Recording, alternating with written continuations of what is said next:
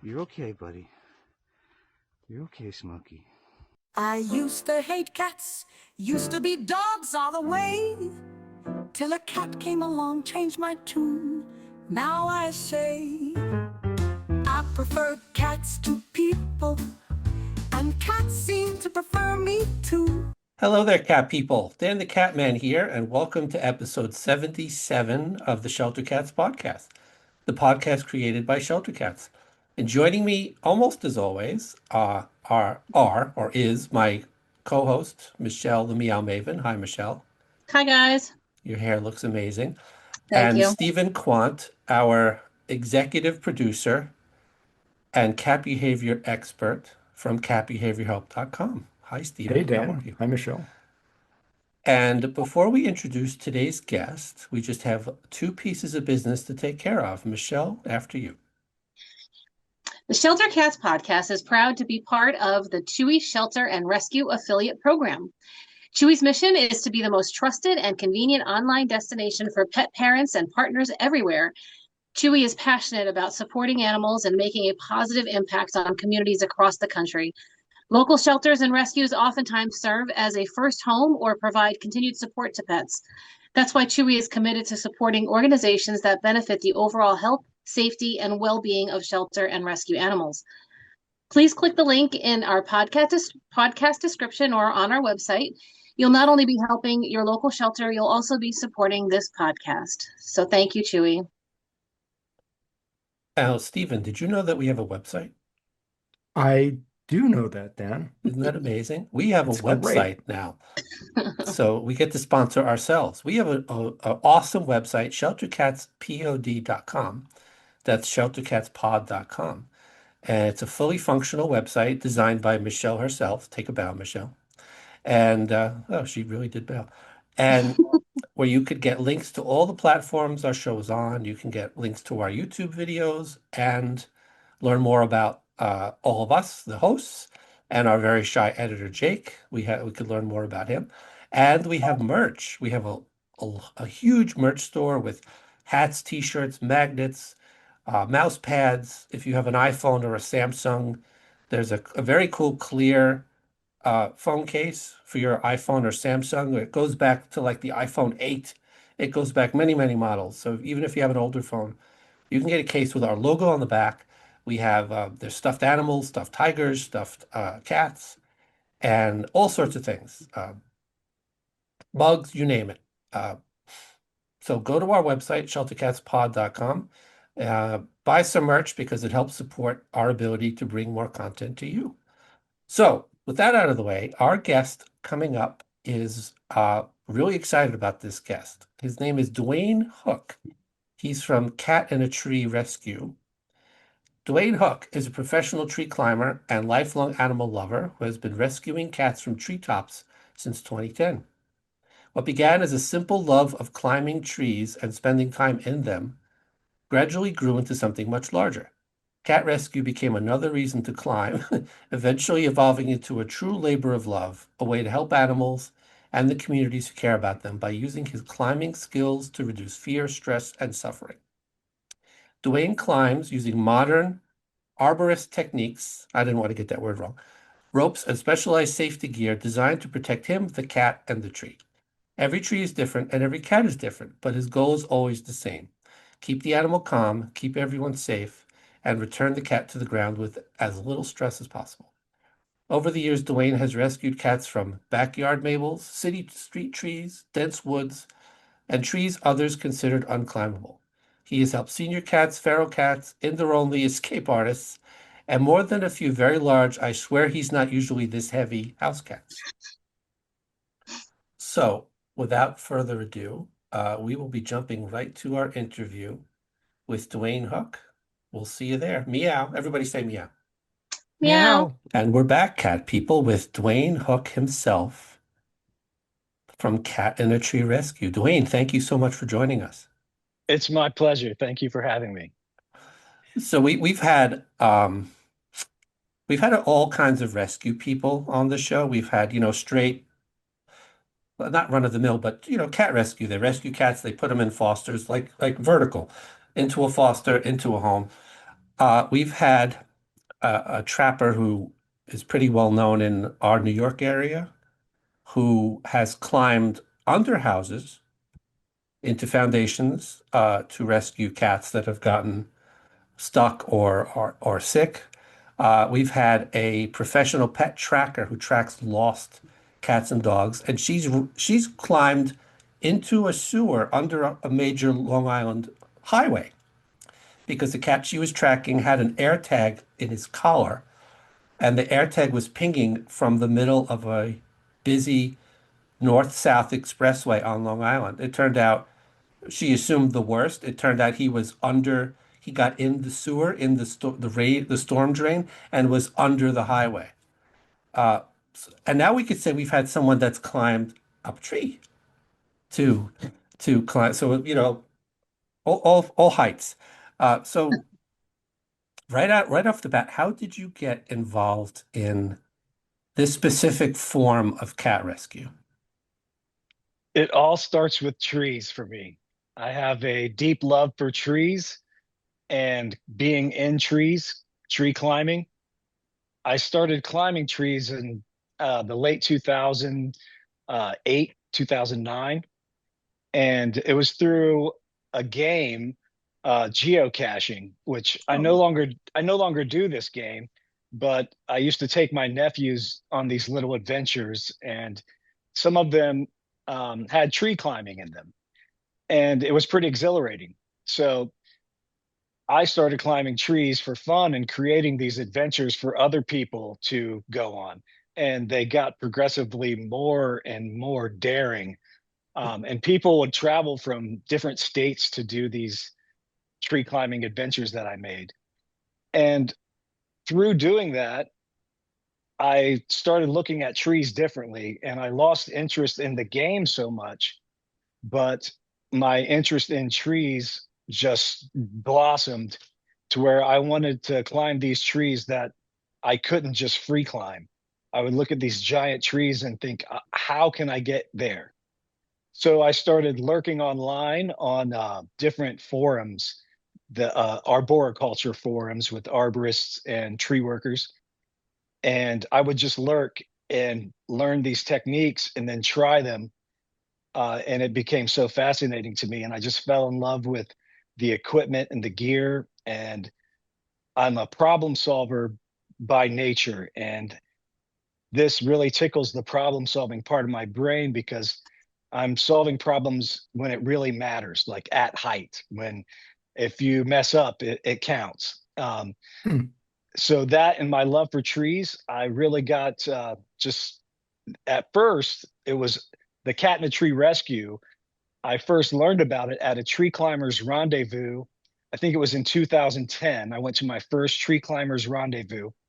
And that's where tree climbers, people who love to climb trees, get together and they climb trees for a weekend and they camp and they learn different techniques and Cool. try different gear. We'll camp way up in the canopies of trees, camping 100 feet up in the tree in a hammock, Wow. making coffee, making breakfast. And you can learn so much from these climbers from all over the world. Well, that's when I first learned that about Dan Krause's directory of catinaTreeRescue.com. And so immediately after that rendezvous, I signed up to be on this directory.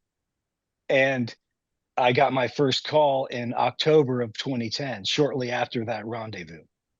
So at first, it was just another reason to climb trees. Um, I wanted to climb as many trees as I could, and this would offer me an opportunity to climb trees of different species and different settings that probably were not the trees that I would choose to climb because I would always choose these majestic giant trees. Well, these cats rarely climb the trees that I would choose to climb. It happens on occasion, but it's pretty rare. So it started as another reason to climb trees. Now I had cats and I love animals, so it seemed like a natural fit. But honestly, back then it was another reason to climb trees that quickly morphed into something else for me once I saw the impact that it would have on families and communities. And just the real challenges that it tickled furthermore that problem solving part of my brain. Well, I just want to mention, Duane, and it connects to how I found you. You are all over social media. Most people listen to our podcasts over audio streaming platforms, but we get video views on Spotify and YouTube. The videos of you that you make going up into trees is breathtaking. And I'm just going through reels, and all of a sudden, I see you.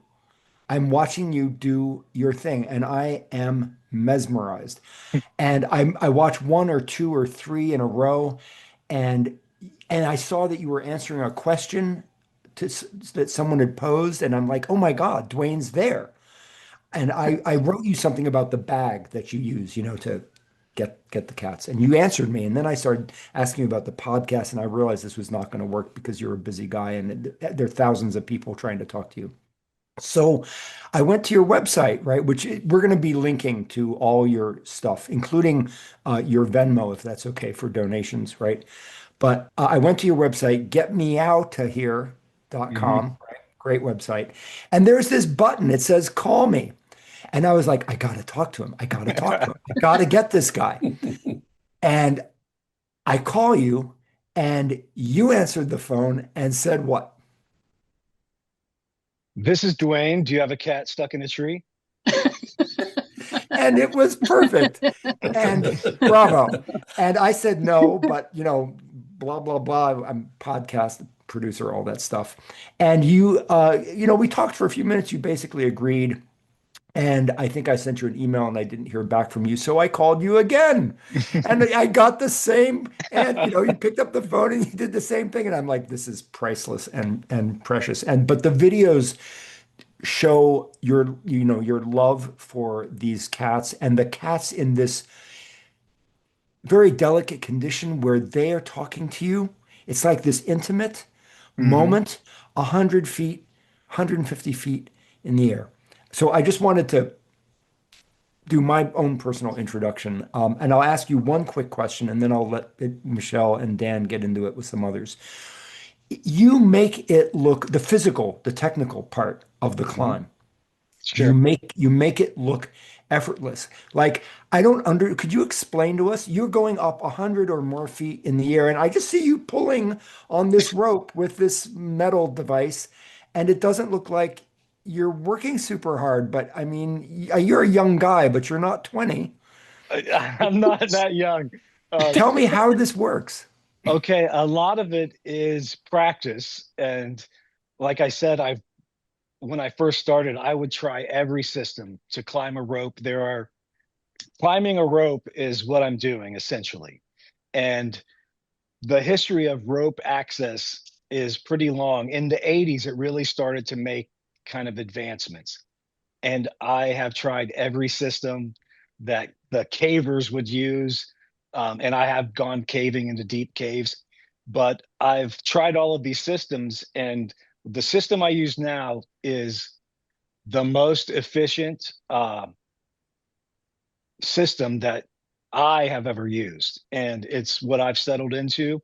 Now, different body types may find other systems a little easier or more comfortable, but this is the system that I like. And it is generally the system that modern rope climbers use. And what it consists of is a small ascender or a cam that is strapped to my right foot. It's just a little strap with a little piece of metal that slides up the rope, but it will not slide down the rope. So I lift my foot and it lets me advance that right leg. And then a dear friend of mine, Richard Mumford, he revolutionized the knee ascender that I wear on my left foot, and it's called a Saka.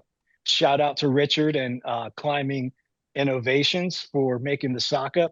And it is a bungee device that straps to my right foot or my left foot, but then there's an extension that comes up to put the ascender part by my knee.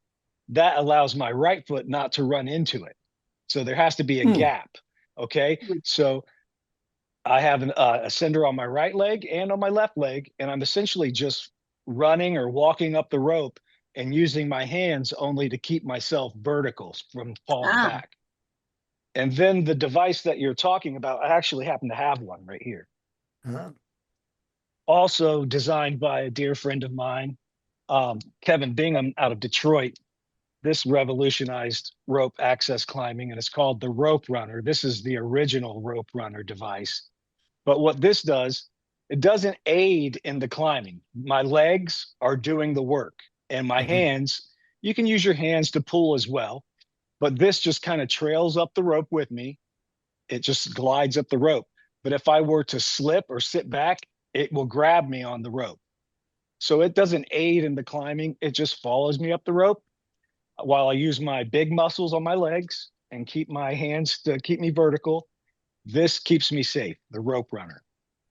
And that's how it is. It's a full body. Once you get the body mechanics of it down, it's just practice. It's difficult at first, but it's all about getting the body mechanics and kind of flow down. Wow. that is fascinating. And here I thought you had incredible upper body strength, just pulling yourself up. Yeah, it's I do not. Granted, some guys or gals, people with incredible upper body strength, they will still struggle the first few times they do it Yeah, often, just because a lot of it is the mechanical action of finding that flow. right, No, right. but I'll mention, Dwayne, when I was a kid, when I was 16, 17, I did some rock climbing, Mhm. and that uses a lot of leg. And it Yeah, was Yeah. really hard. I yeah. mean, it was hard. I mean, you hear me in some of my videos. I am sucking wind by the time I get up to my tying point. So, I mean, it still is physically exerting, but the more you do it, you find ways to be more efficient with your leverage and your body. Wow. That is, which actually kind of ties into one of the things that I wanted to ask because I like Steven, I was watching all kinds of videos, and honestly, without fail, every video that I watched, my heart was like in my feet, and it wasn't so much the heights, like I'm not afraid of heights, but it was like, and you referenced it too. The cats aren't going up, these great grand, majestic trees. They're going up, dogwoods. They're going up birches. They're going they're like these tiny little twigs of trees, and I'm like, how are these branches not breaking away? Like, how it's fascinating to me that you can, and I see that, I understand that you're pulling yourself up, you're not relying on the branches to get yourself up there, but once you're in those positions, and the position and trying to, actually get to the cat and try and, there's a moment where you have to, relax there. And I do see that you kind of, maybe you're not putting all your weight now, knowing the mechanics of it a little bit better with the rope system and the pulley system. I'm assuming you're not putting all your weight on the branches. It's mostly using probably that device that you just showed us. But Yeah, it's just it like my heart sank so many times. I'm like, that branch is going to break. He's going to go down. The branch is going yeah, to break. yeah.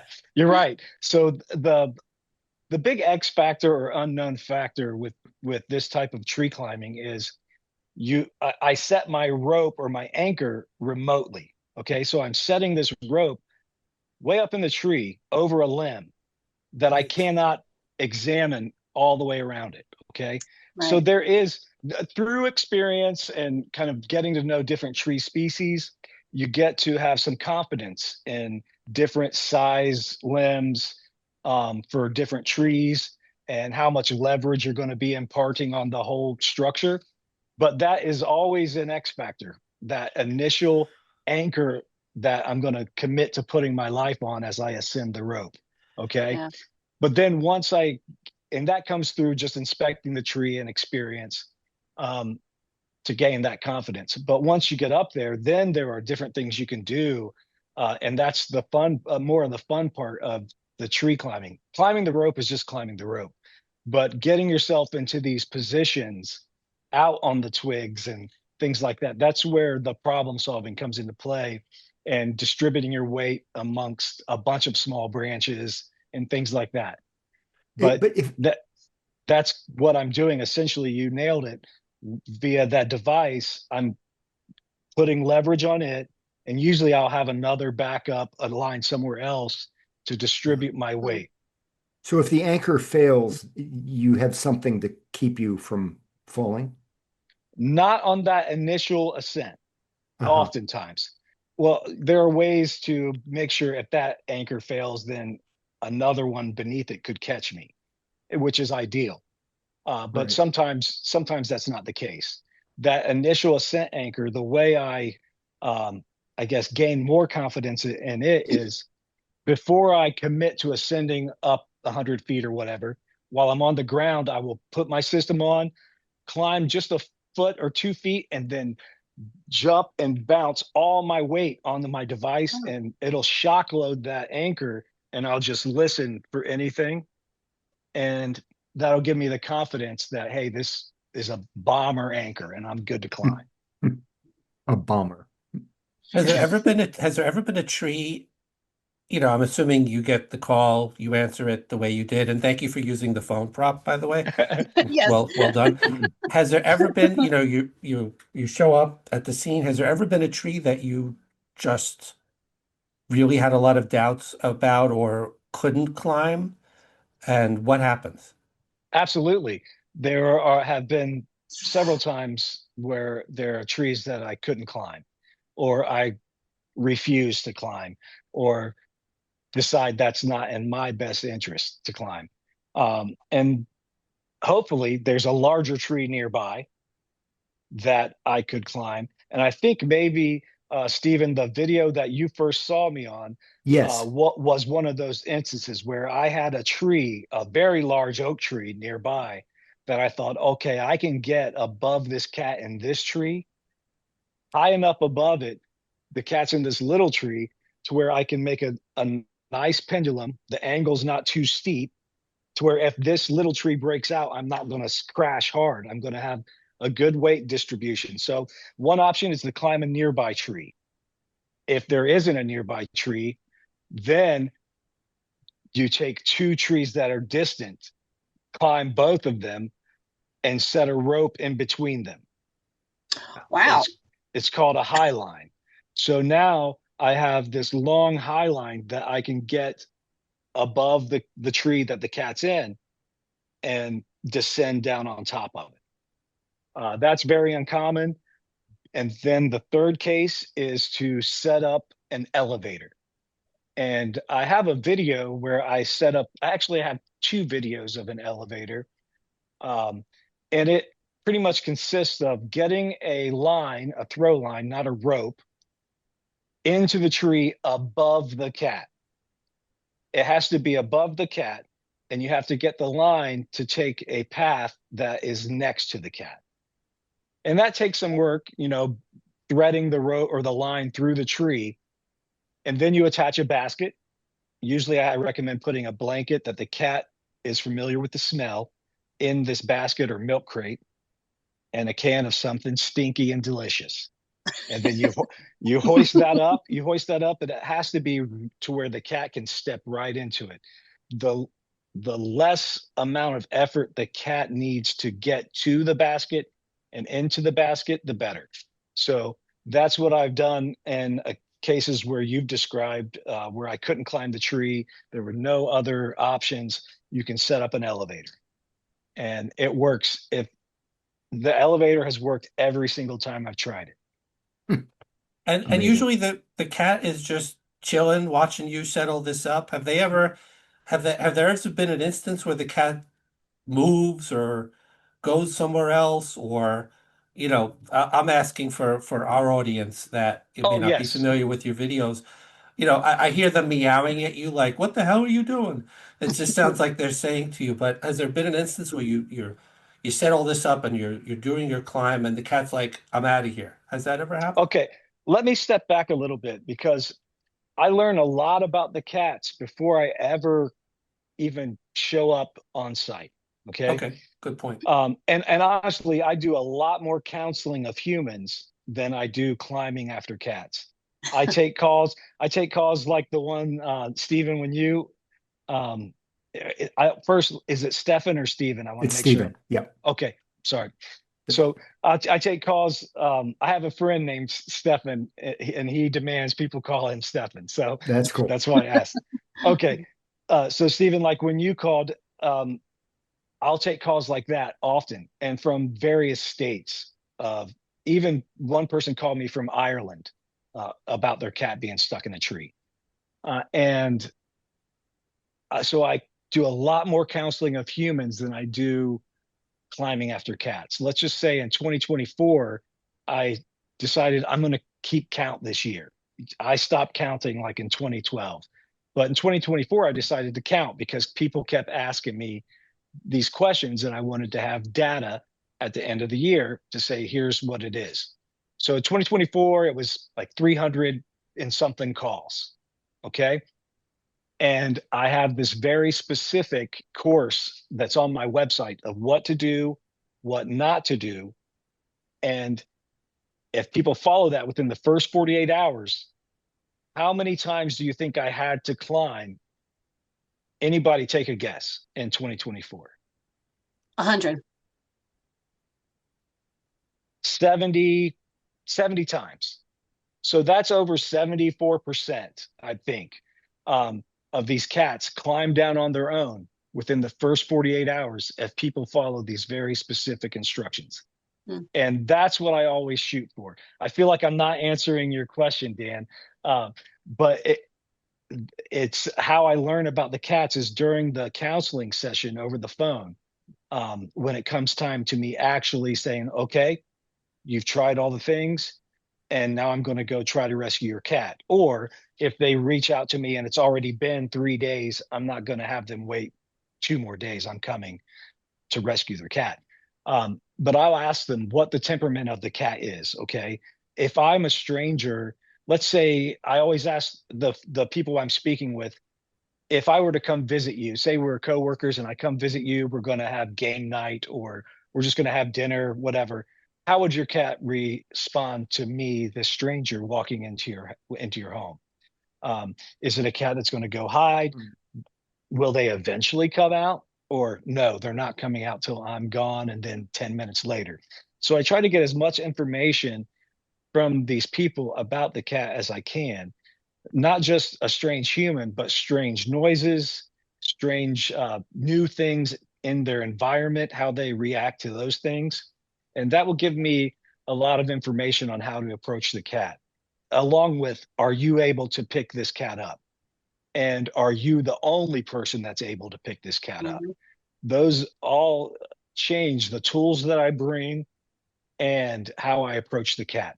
But I also, right when I'm on site, when I'm setting that throw line, okay, I'm introducing this new object into the tree. I'm safe. I'm at a distance. I physically am not applying pressure.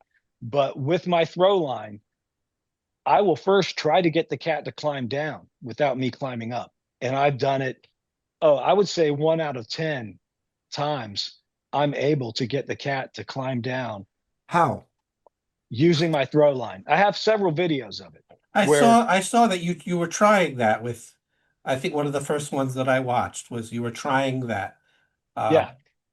Well, and you can also see how a cat's going to respond or how they're going to act with that throw line. If they're freaking out and trying to run from it, I know, hey, I'm going to have to climb in a different way than directly at this cat. I'm going to have to climb all the way on the other side of the tree, come from above, and then down to the cat, which is always the preferred approach rather than just climbing up under a cat and chasing it higher if it is a skittish cat. So I always try to approach from above. That way, if they do run, they run down, not up or out. Does the throw line, when you say you use the throw line, does it act kind of like a toy, like for them, like something that they chase after, like a mouse toy or something like that? Sometimes, usually not, but sometimes. And I have a friend in Gainesville, Florida, who also does this. And I was visiting him, and we went out on a rescue that he was called for. And we encountered a cat just like that. This cat was crazy to play with the string, and it ended up chasing the throw line all the way down the tree. And I've had a few of those too, but usually it scares the cat, and it motivates them to. If this little bag is going to scare the cat, what do you think this big bearded weirdo is going to do? It's going to scare the cat. So it's less traumatic for the throw weight to apply the pressure and the persuasion to get the cat to come down than it is for me. Right. So I know a few things about cats, right? But I You don't, I do? don't, Just a That's few. new. That's news to us. so, but I don't know the answer to this question, which is, cats' nails are designed, climbing is pretty easy, right? Those nails are designed to go up. They're not really designed to come down. So can you explain how they actually are able to climb down without doing it backwards? Well, they do it backwards. They do. That's how they have to climb down. And Interesting. that's why they get stuck. And this is just through experience. I guess it is data, because I've watched this happen so many times. Um, what I understand is happening through my experience is these cats, most of them are chased by another predator. Uh, Yeah. and that's usually dogs, uh, tomcats, neighborhood cats, big cats, coyotes, Hmm. bobcats in the southern part of Ohio, and young boys throwing rocks, etc. Oh, jeez. That's a very good point. It didn't, I like that you include them under predators. Yeah, it's the case. It's well, happened some more of than them. once. So these cats are chased. They flee up the tree out of fear. That adrenaline is pumping, and maybe they went up a tree where there isn't a stopping point until they're beyond their safe zone. I mean, we've seen cats on above cabinets, and the cats are afraid to jump. It's out of their safe zone to jump. Well, when these cats are chased up these trees, they climb higher than they're comfortable jumping from. And they've never had to back down something before. They've been able to back down a little bit and then turn and jump always. They never had to commit to, I'm going to back down this tree, a lot of these cats. And that's what happens. They're just like frozen by fear. And all they can do comfortably is to continue to go up oftentimes. But they do have to come down backwards, and they're hanging there with all four feet on the tree, but they have to pick a front one up and kind of lower it down and just do this like scraping descent down the tree. And usually they'll do that until they're 8 feet, and then they'll turn around and jump once they feel comfortable jumping.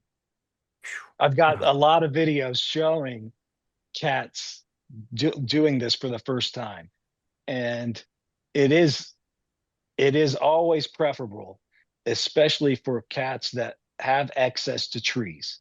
That all of this makes a big determination for me on how I'm going to approach it. Now, if Stephen, you called me and said, "Yeah, Duane, I do have a cat stuck in a tree," I'm going to ask you, is this an always indoor cat that slipped out the door? It's a crazy world out there for this cat. It's never seen anything like this crazy world. Freaks out and runs up a tree. That's a situation. But if it's a cat that Steven you let outside every day, and it's used to the crazy world of the traffic and the horrors of the outside life, the dangers. Now I'm going to approach that quite a bit differently, because if this cat's going to have access to trees, I'm going to give it 48 hours to figure it out, because that's the best case scenario. Most cats do 74%, as the data shows. So they have to have time to first realize that they are in a situation that, Steven's not coming up here to help. They have to try to figure this out. And if they're going to have access to trees, them climbing down is the best case, because if it ever happens again, they will have that confidence to climb down the tree. So it turns out, Duane, that one of my cats is a blind from birth girl she goes outside up in Maine on vacation. I take her out under supervision and she likes it. But she would probably be a little bit trickier to deal with because she can't see it coming. Or maybe Yeah. it's a good thing. But if someone were to call, you get calls all the time. If someone called you and said, "Hey, my cat has gone up a tree," is it okay to ask you to just say to our listeners what the basic things you should be doing as a cat parent to get your cat down? Certainly.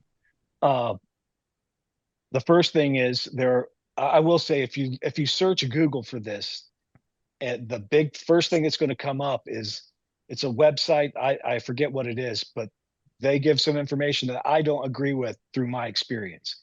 And the climbers that I know, I'm part of a network of climbers.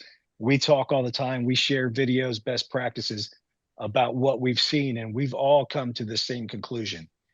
And that is, do not put food out around this tree. Your cat is not food motivated. Something chased the cat 90+% of the time. A predator chased this cat. And when you introduce food beneath the tree, you're just setting up a smorgasbord for these other animals that are going to keep this cat afraid to climb down. Good point. The two big no-nos are no food, no ladders. Usually I get the call and I'm talking to them about their cat. How long has it been up there? What have you tried? Well, it was only 15 feet up.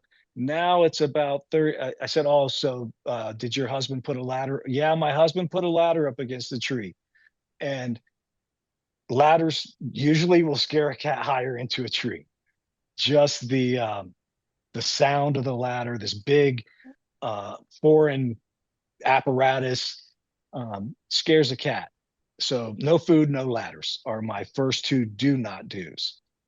And then what to do. And another reason for ladders, let me elaborate, is once your cat gets into that descending state, let's say your cat finally says it's been 24 hours almost, or it's in the still of the night, most of these cats will do it when it's quiet and they start to feel safe. They are nocturnal. They can do this.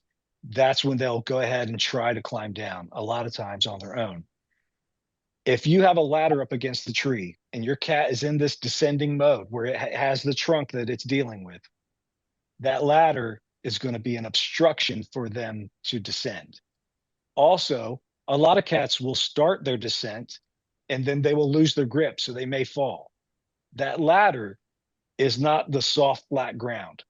It's this like terrible trap that can twist a cat up if they were to land on it. So it creates a fall hazard, or a landing hazard, and an obstruction. So no food, no ladders, first two rules. And then what to do is you keep the area calm and quiet. If it's your yard and you have dogs, even if these dogs love your cat loves this dog. Keep the dogs out of the yard. If it's in the backyard, take your dogs out on a leash, walk them on a leash. If this is in your neighbor's yard, you have to communicate with your neighbors and they have dogs, beg them, tell them you will walk their dogs outside to use the restroom out front instead of out back. Do whatever it takes to keep the area free from dogs for the duration that the cat is in the tree. If the dogs come out every 4 hours or 3 hours, that cat, it's like a reset for that cat. It's going to have right back to fear. I'm staying up here. So no food, no ladders, keep dogs out of the area, keep the area quiet and calm. The cat's primary human, just that person and that person alone, the area is kept quiet. That person goes to the trunk of the tree to call for the cat.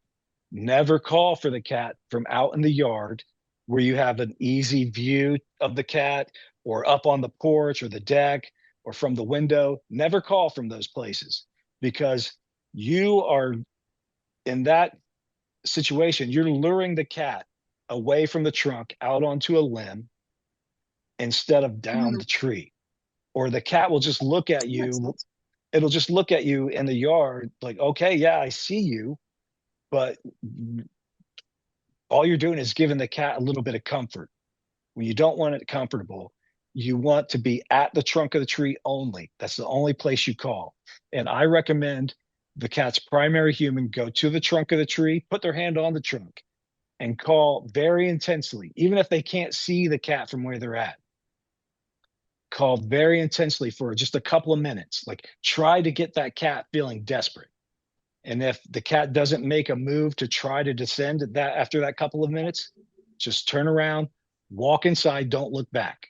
Close the door, look at the watch, and say, I'm going back out there in 30 to 40 minutes. Okay. And that during that time, when you're waiting that 30, 40 minutes, that's when you get on catinatreerescue.com and you call somebody in your area and you say, hey, my cat's in the tree. I'm not asking you to come out here right now. My cat's been up there for 4 hours. I understand most cats climb down on their own, but I'm asking you, if my cat is still up there tomorrow, can you possibly send a climber out to help me out? And the reason why I recommend doing that is you will be much more likely to find a climber to help you if you approach them that way. Not, I need you to come here right now. They're going to say no. But if you are, level-headed about it and say, hey, if my cat's still up there tomorrow, can you schedule this? It's much more likely going to happen. Okay. So 30, 40 minutes later, that first call didn't work out. No, you couldn't get a hold of anybody. You go back out to the tree trunk and you just rinse and repeat that cycle of get the cat intensely to feel desperate enough. You're telling it where you want it to go is down the trunk of the tree. And you're also letting it know, I can't help you. I want you to come down the trunk of this tree. I'm not calling you out to the edge of the tree where you can walk on these horizontal branches. I'm calling you down the trunk of the tree. Very intense every 30, 40 minutes, and just repeat that cycle. I have been on the phone so many times, I do not even know how many times this has happened, where people have talked to me. They've been outside in their yard for hours trying to get their cat to climb down. And I calm them down. The first thing is to calm them down and let them know it's going to be okay. I'm here for you. If this cat's up here, trust me, I will help you get your cat down. But until then, I want you to do this. And I tell them everything I just told you. And I said, okay, well, I'm going to stay on the phone with you. Just take me inside, and then I'll tell you what to do next. They go inside, close the door, and they're watching out the kitchen window, and their cat climbs down as soon as they go inside. They start to feel desperate. Their human Wow. just left them. Okay, now they don't have that comfortable feeling. Okay, I'm my safe human down here. No, they left you inside. They left you out here, and they get desperate. And that's what you want. You want the cat to feel desperate enough to make that move. So that is fascinating, because as you were telling that story, I picked, it makes perfect sense to go stand at the trunk of the tree. I get that, call them, the favorite human. So my next thought on that, and I probably imagine other people's would be too, is maybe I grab a book and I just sit there and I just sit at the base of the tree and I just wait, because that's one of the things also that we've learned through like other cat rescues is to not panic, to not do, basically just go sit on your front porch or just leave the door open and just kind of casually wait for the cat to come back home, because they most likely will. So in that, it seems, I guess I kind of understand it as you went on, but it feels a little counterintuitive to not just sit there and calmly wait. I get the food makes perfect sense, but like, I'd maybe just sit there for a half hour and let the cat know, hey, look, I'm down here. I got you. Yeah, now I do recommend that when it's a case where someone has taken their cat on an adventure, say to a park that's nowhere near their home. The cat does not know, where home is or where they are. In those instances, it's just sit calmly, sit quietly. But then, if after a half hour goes by, try to get the cat intense. Try to build some desperation in that cat, and then just if it doesn't work, then just sit quietly. But I find that if it's in the yard, just that visual or the cat knowing you're there, it doesn't build the desperation like walking away, because it's happened so many times. As soon as they close the door, the cat starts climbing down. Yeah. Amazing. Can I just briefly ask on an emotional level? It looks like you have these relationships with these cats. It might be an illusion, but you're up there 100 feet in the air. You're talking to the cat. You're pulling out a squeeze up treat, a cheru. Cat's talking to you. And I'm just curious emotionally what this is all like for you during the experience and once it's successfully over. Oh, it varies so much. it's a wild roller coaster ride sometimes. And sometimes I can just look at the cat and know that this is going to be fun and it's going to be sweet and everything's going to work out. And then other times I have no idea how it's going to go. And there are always surprises where the cat runs from me and I'm not prepared for it. Um, the good ones, when everything goes as planned, the cat is ready to be rescued, are just a joy for me. And it feels so great to help the cat and the humans. A big part of what I do, like I have friends that I've been making these videos since before social media, like going viral on social media was a thing. So my friends around the country, tree climber friends that also do this, we've been recording these videos since 2011, 2012, and just sharing them with each other. Back then, when social media was just with your friend groups, and just to show, hey, this is what I'm doing, this is what I saw, and things like that. But what I've come to notice with my stories on my videos is it's as much about it's a human story as much as it is a cat story. I really build connections with these people, and you get to see their kind of desperation, some of them, and then also some of them are just hilarious, and they're like, this stupid cat get, I can't get it. It's wildly as different as every individual person could be. These cats are as different, and every tree it poses different challenges. So to just say what it is, it would take me months to explain that, because that's like saying, what are people like? Because Right. everybody's so different. But So, it's very rewarding to me to be able to help people and their animals and my community. It's like I said, this started out as another reason to climb trees, but now it's turned into a true labor of love for me. And I've realized my mission has become to reduce suffering in a way. That's my goal. I just want to reduce suffering for these people and reduce suffering for these animals. And it comes with so many joys and sadnesses all wrapped up all together. I just want to, you mentioned reducing suffering. My life changed professionally and emotionally and in all respects when I responded to the Joplin tornado, Joplin, Missouri, 2011. Hmm. I was part of the field investigations and rescue team with ASPCA. And I learned for the first time as an adult what it means to relieve suffering in another creature. And I know you'll agree with this. It changes you. Yeah. And it changed me forever. And it ultimately was the beginning of me changing careers from what I did to animal welfare. Yeah. I'm right there with you. Yeah. Eh, Brothers in arms, man. We're all of yeah. us in there. Everyone on this Zoom call is a part of animal welfare and knows Yeah, what this means. for One sure. question I had for you, Duane, is um, how has the community that you live that where you specifically the region that you go to, could you describe, how far you go for one of these rescues, and how does I guess the government where you are, the fire department and the police department, how have they responded to your efforts? Has that been I'm just curious because, when you're a kid, you think cat climbs a tree, you call the fire department and they go up in the ladder and they save the cat.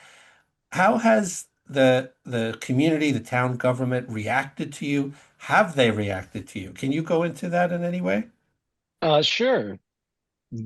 Really, from my government or municipalities, we've had no correspondence other than individuals. I've had dispatchers from different fire departments reach out to me just as an individual to say, hey, can I share your information?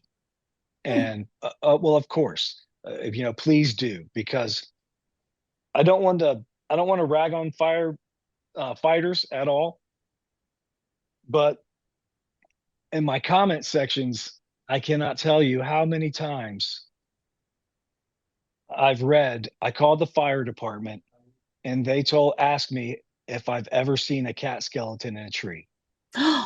And I What? get I get that comment so much that I have since blocked the word skeleton from the comment sections of my social media That's because horrible. I I'm didn't know you talking, could block a word. yeah, yeah, look into it. There are several words that I've blocked. Skeletons and bones. But some of these people, their spelling is so bad that it still slips through. But so yeah, I mean, thousands of times a year, those comments I used to get before I found out you could block a word. Um, but I understand firefighters are not tree climbers. They're not experts in trees. You know, they are experts at fighting fires and dealing with these man-made structures. Unless they're forest firefighters, that's different. But yeah, I've just it's almost put a sour taste in my mouth just the amount of times I've read the comment that called the fire department and they asked if I've ever seen a cat skeleton in a tree. Now I know for a fact that not all fire departments are this way. I have a friend who's a firefighter, and he has shared my number with folks. He's a compassionate person and loves animals. But that is this saying or this myth that has been perpetuated through not just firefighters. A lot of people, my dad always said that, or my grandpa always said that. Um, so yeah, but just recently I've never reached out personally to fire stations until last week, actually, was the first time. And that was because a couple of weeks ago I had no I don't want to take this to a dark place, but I have done body recoveries out of trees before. Okay. To say that cats do not die in trees is a lie. And people often think if it got up there, it will get down. And just the fact that they're using it is an indicator of where they're at.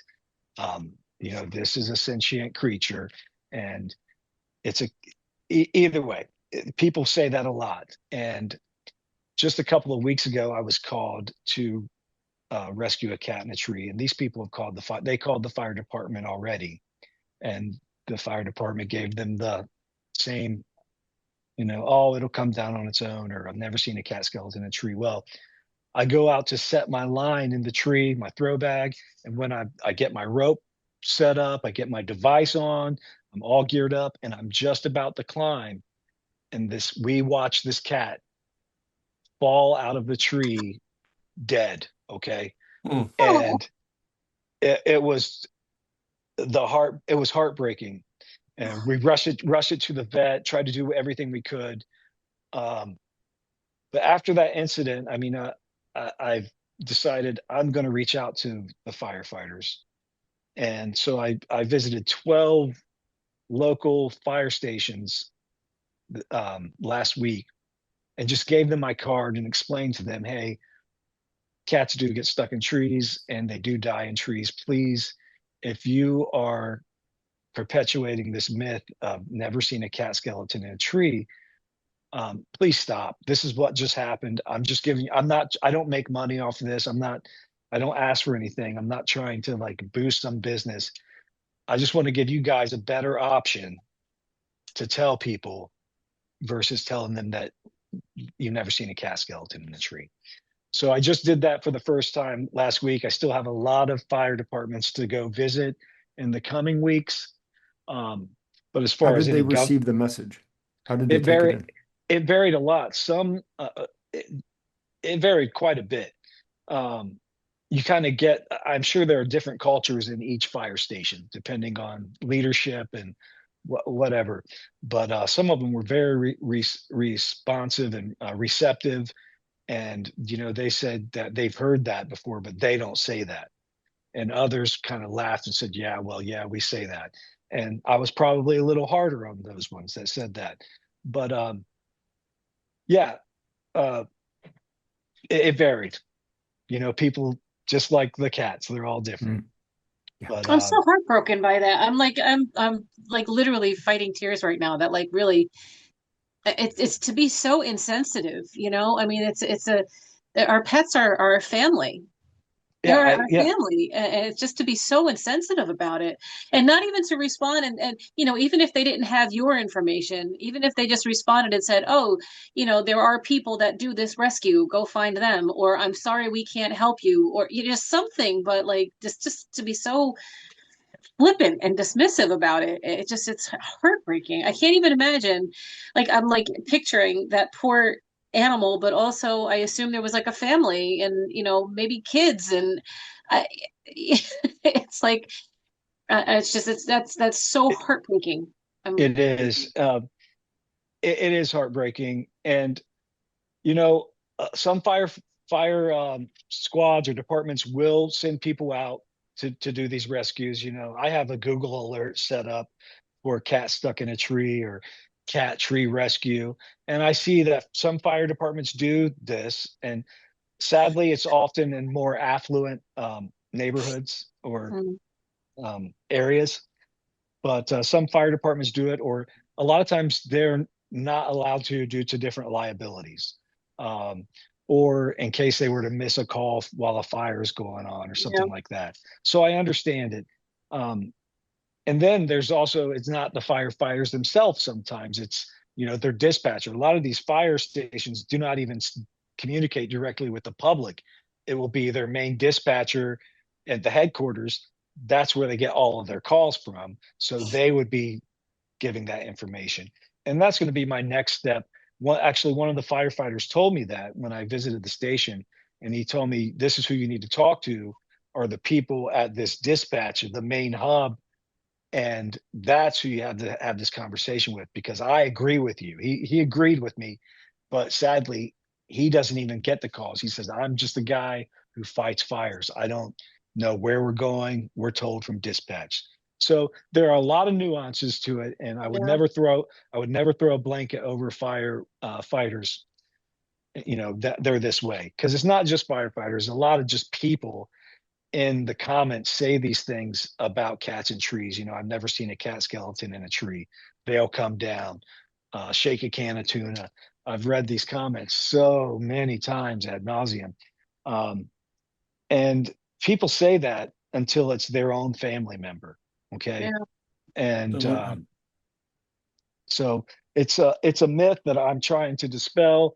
Like I shared the video of the cat I just described to you. Like I've never shared a gory video or anything. I've seen some pretty bad things with cats and trees, but this one, you know, I censored out the parts that would really hurt the I most. watched that last night, actually. Yeah, Oh, and it was more as an educational piece to show people, hey, stop it. This does happen and it hurts. You are a compassionate, very compassionate person, Duane. And yeah, I knew when we met you that this was going to be the amazing episode that it is. We need you to speak at some national cat conferences. I suspect, and correct me if I'm wrong, but I suspect you haven't, and maybe none of these your fellow tree climbers have spoken at a national cat conference. But I think we need to fix that. Wow, I've never even considered such a thing. But then again, I never thought I'd be speaking with you guys either. Well, Duane Hook, absolutely fascinating, honestly. I have a fear of heights. I cannot climb a tree. I could never do what you do. It's absolutely fascinating, the process, everything about it. Um, I love, you get up there and the cat's like, "Hey, you gonna come hang out with me? Yeah, Cool. Did you bring it? Did you bring a TV? Let's watch something." And you're like, "Get in the bag," and then you always say the cat's in the bag, and yeah. I love that. yeah. I Yep, watched. that's not mine. There's a guy, Peter Treeman Jenkins, out of Atlanta, Georgia. He is the founder of recreational tree climbing. Before this, people just climbed trees to cut on trees. Well, Peter, he cut on trees. He was an arborist, but he loved it so much that he would teach people to climb trees for fun. and he started doing these cat in a tree rescues. And I was at one of these rendezvous with Peter, such a great guy. He's an old hippie. He's a delight. And we were just sitting back talking about cat in the tree rescues, and he knows that I do them. But if Peter's going to talk, I'm going to listen. Okay. So he was telling me how to do it. And he was telling me, and after you get that cat in the bag, you got to yell down to him, the cat's in the bag. So that stuck with me, and Peter said I had to do it, so I do it. I'm watching your videos. I'm anxious. It Yeah. fills me with anxiety.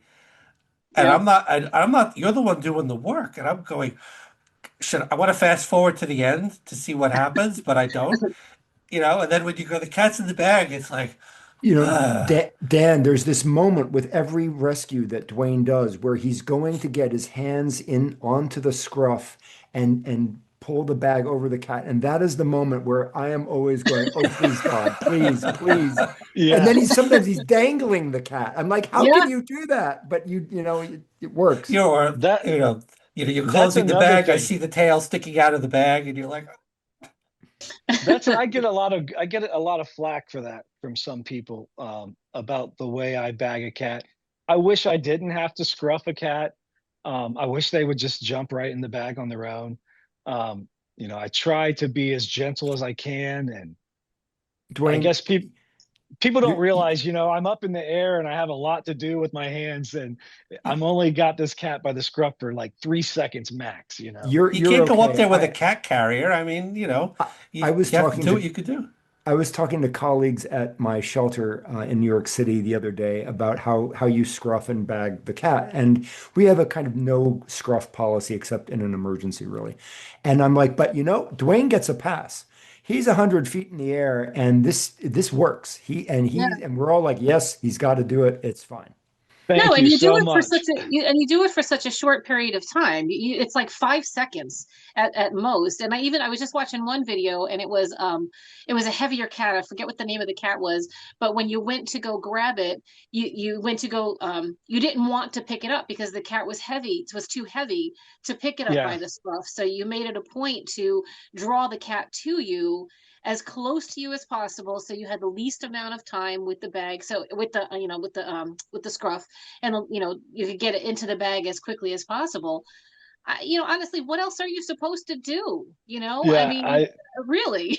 I don't know. I mean, I've been bitten enough and had enough rabies shots Oh, to where, jeez. um, I I feel like this is the way I'm going to do it. And until someone can show me 100% effective way where I'm not going to get bitten and have more rabies shots, uh, Right. you I know, mean, this is the way I'm going to do Duane, it. Duane, having had rabies shots myself, this will make you feel good. We are in discussion at my shelter. I'm at a very large municipal shelter in New York City. We take in 10,000 cats a year. I'm talking about working on creating that bag. Because we have different ways of getting scared cats out of kennels, but we Mhm. don't have this way. And I'm curious to test it in a kennel, Yeah, and see if I can make it work. I have one I could send you. I make these bags myself, Are you and kidding oh, me? yeah, oh, you Oh just my and made God. Tuesday. it's a little bit different design. I've tried a few different ones, but yeah, I could send you one of my bags. Oh, I would be honored, and I'll let you know how it goes when I You heard start it. You Okay. working with heard it it. here, folks. There's a rescue here that called me up because of my bag. And there were a community of cats and a trailer park that the people said they got to go, and that owned the property. And there was one cat named Bon Jovi that they just couldn't get. And they I wanted love to that try name.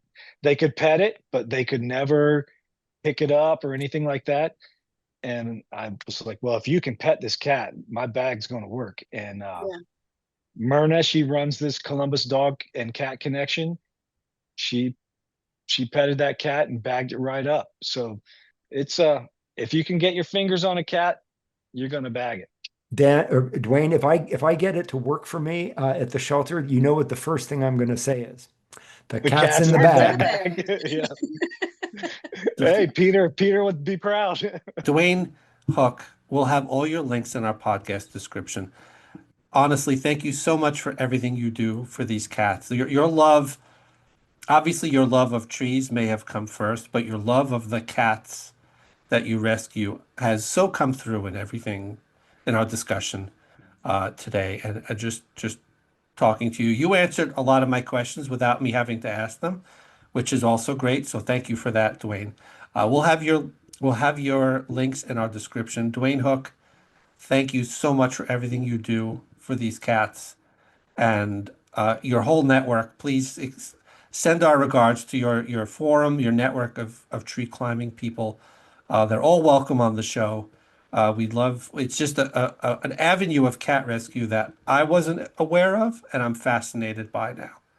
And Dan, before we go out, let's get Duane to say his personal cat rescue website, the Get Me Outta here. Yeah. yeah, You want to tell us? how can people find you? My website is getmeoutahere.com, and I'm on all the social medias at Duane Hook. Awesome. Duane, thank you so much. This has been episode 77, and we'll see you in the next episode. Bye for now.